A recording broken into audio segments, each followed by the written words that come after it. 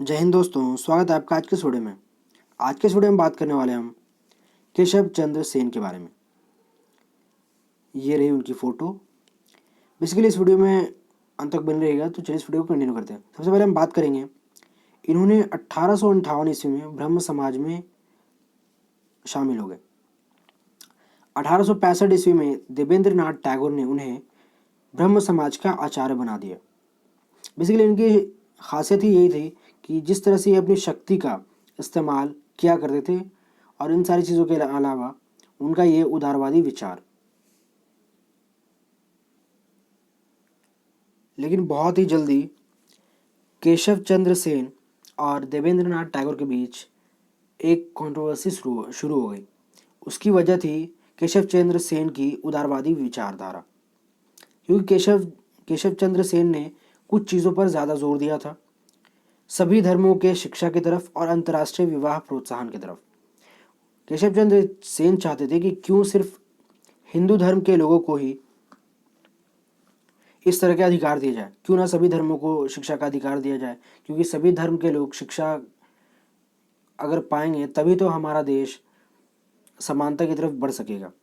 इन सारी चीज़ों के अलावा वो चाहते थे कि अंतर्राष्ट्रीय विवाह को प्रोत्साहन दिया जाए, कि जैसे इंडिया के लोग पाकिस्तान या फिर वेस्ट इंडीज़, साउथ अफ्रीका के लोगों के साथ शादी संपन्न कर सकें। 1865 ईस्वी में इन सारी चीज़ों की वजह से ही देवेंद्र नाथ टैगोर ने केशव चंद्र सेन को 1865 में आचार्य के पद से हटा दिया और वो ब्रह्म समाज से अलग कर दिया गया। 1866 ईस्वी में उन्होंने अपनी एक भारतीय ब्रह्म समाज की स्थापना की, जिसके वजह से देवेंद्र नाथ टैगोर को अपने ब्रह्म समाज का नाम रीनेम करना पड़ा, और रीनेम करके उसका नाम रखा गया आदि ब्रह्म समाज। 1878 में जब केशव चंद्र सेन ने अपनी बेटी का विवाह 13 साल की उम्र में करा दिया बिहार के राजा के साथ, कूच जो कि एक जगह बिहार में, उस राजा के साथ अपनी 13 साल की बेटी की शादी करा दी, जिसके वजह से उन्होंने जिस आर्य समाज की स्थापना की थी, जिस ब्रह्म समाज की स्थापना की थी, जिसका नाम था भारतीय ब्रह्म समाज, वहाँ के जितने भी उनके जो दोस्त थे उन सभी ने इन सारी चीज़ों का विरोध किया, और इस वजह से केशव चंद्र सेन भारतीय ब्रह्म समाज से भी अलग हो गए, और इसके बाद वो पता नहीं कहाँ इतिहास के पन्नों में कहीं खो गए। उन्हीं से इंस्पायर होकर के पंजाब में दयाल सिंह ट्रस्ट ने ब्रह्म समाज का जिम्मा उठाया। उन्होंने कहा कि अब ब्रह्म समाज को आगे बढ़ाने का जिम्मा मेरा है, जिसके वजह से उन्होंने 1910 में लाहौर में दयाल सिंह कॉलेज बनाया गया। तो बेसिकली आगे हम जो देखेंगे वो है इम्पोर्टेंस ऑफ ब्रह्म समाज। आखिर भारत में ब्रह्म समाज की कितना महत्वपूर्ण था भारतीय समाज के लिए। सबसे पहली जो चीज़ थी जाति प्रथा, क्योंकि उन्होंने जिस तरह से वर्ण व्यवस्था को लिया था और जिस तरह से वो चाहते थे कि जाति प्रथा को ख़त्म किया जाए, और जिस तरह से शूद्र वैश्य लोगों को शोषण सहना पड़ रहा था, किसानों को शोषण सहना पड़ रहा था, उन सारी चीज़ों को ख़त्म करने का इन्होंने प्रयास किया और कुछ हद तक ये सफल भी हुए।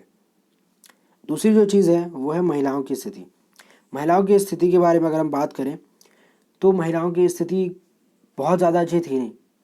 पर्दा प्रथा, बाल विवाह, सती प्रथा, इन सारी चीज़ों के अलावा विधवा विवाह जो कि उस वक्त नहीं हो रहा था, इन सारी चीज़ों के ऊपर बहुत ज़्यादा रोशनी डाली गई। सती प्रथा को ख़त्म किया गया, स्त्री शिक्षा की शुरुआत की गई, और इन सारी चीज़ों की वजह से इन सारे क्षेत्रों में ब्रह्मो समाज का एक महत्वपूर्ण योगदान दिया गया, जो कि आज भी हमारे समाज में देखा जा सकता है। क्योंकि उस टाइम पे औरतों को या फिर महिलाओं को पढ़ने का अधिकार नहीं था, और आज हम अपने समाज में देख सकते हैं कि आज औरतें, लड़कियां हो, सभी एक दूसरे के साथ कंधे से कंधा मिला करके देश की तरक्की में अपना योगदान दे रही हैं। इन सारी चीज़ों के अलावा शिक्षा का प्रसार, महिलाओं के लिए शिक्षा का प्रसार में बहुत ज़्यादा पुश किया गया ताकि महिलाओं को एजुकेशन मिल सके। क्योंकि उस टाइम पर सिर्फ और सिर्फ पढ़ने का अधिकार लड़कों को होता था, और उसमें भी बहुत ही कम ऐसे लोग होते थे जो कि पढ़ पाते थे। लोगों की ऐसी अवधारणा थी कि अगर महिलाएं पढ़ लेंगी तो वो अपने मर्दों को गुलाम बना लेंगी, जिसकी वजह से उन्हें पढ़ाया लिखाया नहीं जाता था।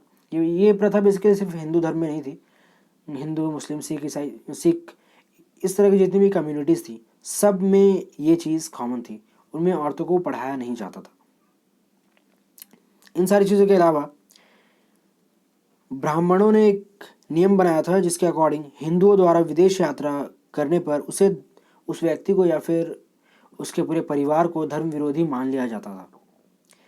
तो ये जो हम देख सकते हैं कि विदेश यात्रा को धर्म विरोधी बताया जाता था, जिस चीज़ को भी ब्रह्म समाज ने बिल्कुल भी समाप्त कर दिया। अब कोई भी व्यक्ति विदेश यात्रा कर सकता था और उसका धर्म भ्रष्ट नहीं होता। तो ये कुछ ऐसे महत्वपूर्ण कार्य थे जो कि ब्रह्म समाज ने संपन्न किए थे। तो बस आज के इस वीडियो में बस इतना ही था। अगर वीडियो आपको अच्छा लगा हो तो प्लीज़ लाइक करें, कमेंट करें, दोस्तों के साथ शेयर करें, और अगर आप इस चैनल पर नए हैं तो प्लीज़ चैनल को सब्सक्राइब जरूर करें। तो जय हिंद, वंदे मातरम।